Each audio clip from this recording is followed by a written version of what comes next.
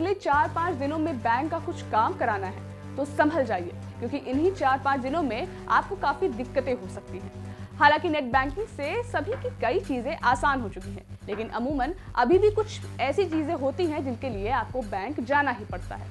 लेकिन हो सकता है कि अगले 4 दिन बैंक बंद रहे। अब आप सोच रहे होंगे कि आखिर अब कौन सी बला आन पड़ी है जो बैंक बंद होने जा रहे हैं। तो जनाब, इस बार का मामला जरा पेचीदा है। इससे न सिर्फ बैंक कर्मचारी बल्कि आम जनता को भी कई मुश्किलों का सामना करना पड़ सकता है। नमस्कार, मैं हूं खुशबू पांडे और आप देख रहे हैं न्यूज़ 10 नेशन की खास खबर। कल यानी 13 मार्च को महीने का दूसरा शनिवार था, मतलब कि बैंकों के बंद होने का दिन। लेकिन जरा ठहर जाइए, क्योंकि अब इसके बाद सोमवार और मंगलवार को भी सार्वजनिक क्षेत्र के बैंकों के बंद रहने की जानकारी है।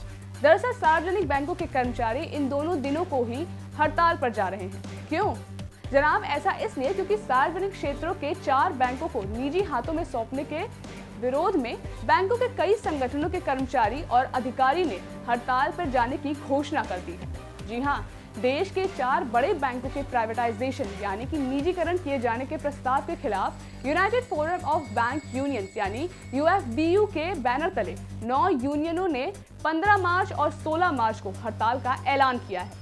लेकिन क्या आपको पता है कि आखिर ये 4 बैंक है कौन से? इस लिस्ट में bank of Maharashtra, bank of India, Indian overseas bank और सेंट्रल बैंक ऑफ इंडिया के नाम शामिल हैं।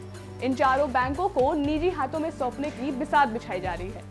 इसी क्रम में रांची, झारखंड में केनरा बैंक ऑफिसर्स ऑर्गेनाइजेशन के असिस्टेंट जनरल सेक्रेटरी और secretary national organisation of bank officers यानी NOBO उदय कुमार ने न्यूज़ 10 नेशन से खास बातचीत कर बताया कि कैसे बैंकों के निजीकरण को रोका जाए।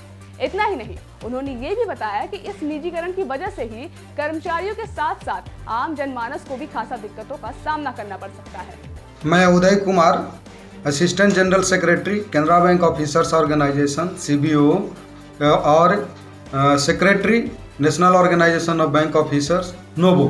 मुख्य मांग यह है कि सार्वजनिक क्षेत्र के बैंकों का निजीकरण को रोका जाए, बिलफुल डिफॉल्टरों पर सख्त कार्रवाई की जाए और बैंकों में वसूली की प्रक्रिया को और सशक्त किया जाए, जिससे पब्लिक मनी को डूबने से बचाया जाए और जो बिलफुल डिफॉल्टर हैं उससे ऋण की वसूली में आसानी हो।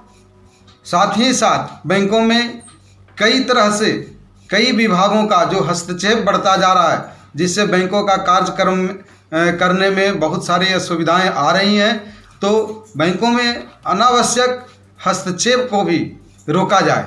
सुना होगा इस बार के बजट में माननीय केंद्रीय वित्त मंत्री जी ने सार्वजनिक क्षेत्र के कई उपक्रमों का निजीकरण एवं उसमें विनिवेश का प्रस्ताव रखा है। उसमें सार्वजनिक क्षेत्र के कई बैंकों को भी रखा गया है और इसी के विरोध में सार्वजनिक क्षेत्र के देश के लगभग 10 लाख बैंक कर्मचारी 15 एवं 16 मार्च को हड़ताल पे जा रहे हैं और हम लोग इस बैंकों का निजीकरण का कड़ा विरोध कर रहे हैं। देश के बैंक कर्मचारी ही नहीं, आम जनता भी सरकार के इस निर्णय के खिलाफ है और उसके विरोध कर रहा है। और इसी विरोध को जताने के लिए हम लोग बैंक कर्मचारी, सारे बैंक कर्मचारी 15-16 मार्च को हड़ताल पर जा रहे हैं। प्राइवेटाइजेशन ही सभी समस्याओं का समाधान नहीं है। प्राइवेटाइजेशन से बहुत सारी नौकरियां जाएंगी।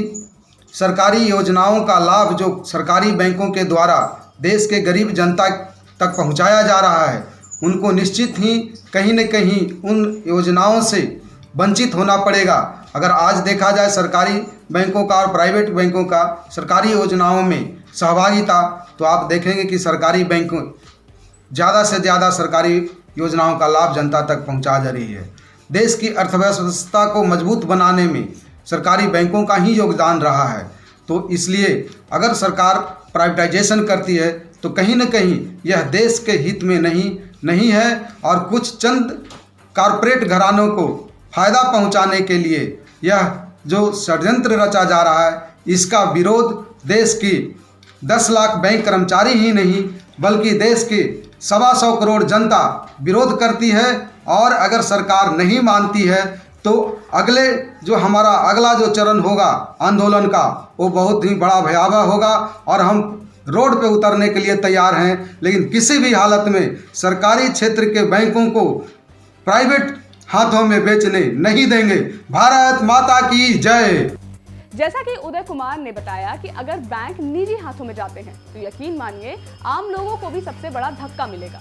लेकिन अब देखने वाली बात तो ये होगी कि क्या कर्मचारियों और यूनियन के सदस्यों की ये हड़ताल सरकार को अपने फैसले को बदलने के लिए राजी कर पाती है।